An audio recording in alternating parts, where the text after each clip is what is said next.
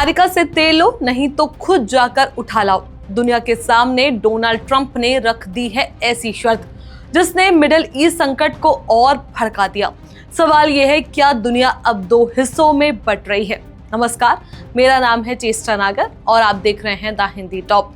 Middle east में बढ़ते तनाव के बीच अब एक ऐसा बयान सामने आया जिसने पूरी दुनिया की राजनीति और अर्थव्यवस्था को हिला कर रख दिया है।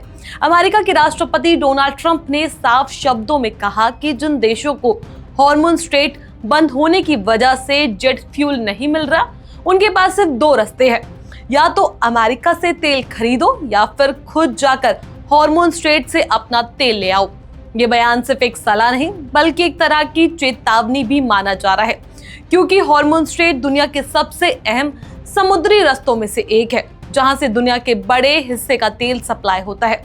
अगर यहाँ कोई भी रुकावट आती है तो उसका सीधा असर पूरी दुनिया की अर्थव्यवस्था पर पड़ता है और इस वक्त वही हो रहा है। तेल की सप्लाई कम हो रही है, कीमतें तेजी से बढ़ रही है और कई देशों के सामने ईंधन संकट खड़ा हो गया है। इसी बीच ट्रंप का ये बयान आया है जिसमें उन्होंने खास तौर पर उन देशों पर निशाना साधा है जिन्होंने ईरान के खिलाफ अमेरिका का साथ नहीं दिया। ट्रंप ने साफ कहा, जब आप हमारे साथ खड़े नहीं थे तो अब हम आपकी मदद के लिए वहां नहीं होंगे, आपको खुद लड़ना सीखना होगा। यानी साफ है, ये सिर्फ तेल का मुद्दा नहीं बल्कि एक बड़ा जियोपॉलिटिकल गेम बन चुका है। अब सवाल यह है कि आखिर इस पूरे संकट की जड़ क्या है? दरअसल पिछले महीने से मिडिल ईस्ट में लगातार तनाव बढ़ रखा है। इजराइल और अमेरिका ने ईरान के खिलाफ कार्रवाई की और जवाब में ईरान ने भी ड्रोन और मिसाइलों से हमला किया। इन हमलों का असर सिर्फ एक देश तक सीमित नहीं रहा बल्कि पूरे क्षेत्र में फैल गया। कई खाड़ी देशों में मौजूद अमेरिकी ठिकाने भी निशाने पर आए और इससे हालात और ज्यादा गंभीर हो गए।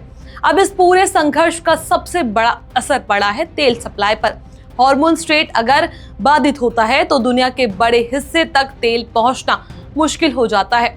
यही वजह है कि अभी कई देशों में ईंधन की कमी और कीमतों में तेजी दिखाई दे रही है।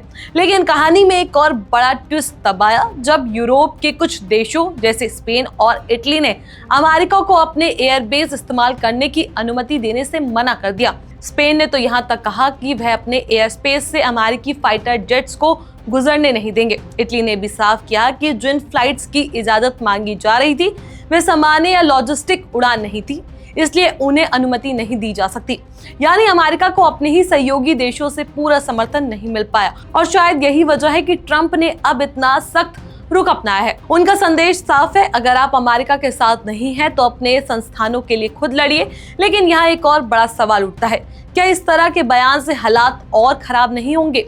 क्योंकि जब दुनिया पहले से ही युद्ध और संकट के दौर से गुजर रही हो तब ऐसे बयान तनाव को और बढ़ा सकते हैं। दूसरी तरफ कुछ लोग ये भी मानते हैं कि ट्रंप का ये बयान एक रणनीतिक है ताकि देश अमेरिका से तेल खरीदने के लिए मजबूर हो जाए और अमेरिका को आर्थिक फायदा मिले। यानी ये सिर्फ राजनीतिक नहीं बल्कि अर्थव्यवस्था और शक्ति संतुलन का खेल भी है।